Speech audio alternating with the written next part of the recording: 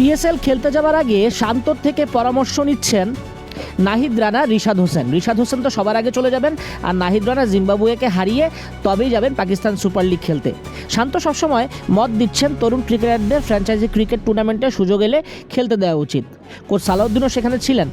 শান্ত পরামর্শ দিচ্ছিলেন, নাহিদ রানা ও রিশাদ মনোযোগী ছাত্রর মতো শুনছিলেন কোন টিপস নিয়ে ফ্র্যাঞ্চাইজি ক্রিকেটে সফল হওয়া যায়। পাশাপাশি আন্তর্জাতিক ক্রিকেটে সফল হতে হলে শান্ত যেই পদক্ষেপ নিয়েছেন সেই ব্যাপারটিও হয়তো আলোচনার মধ্যে ছিল।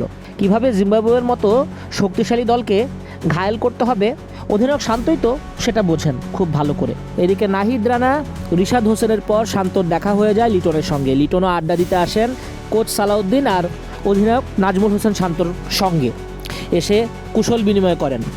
লিটন টি-20 ক্যাপ্টেন্সির কন্টেন্ডার, শান্ত জায়গাটা ছেড়ে দিচ্ছেন। পিএসএল খেলতে চলে যাবেন নবম রাউন্ডের পরেই, তাই তো পার্টনার শান্তর সঙ্গে দেখা করে গেলেন। শান্ত খুব খুশি লিটন দাস আবারও কামব্যাক করবেন পিএসএলে ছন্দে ফিরে।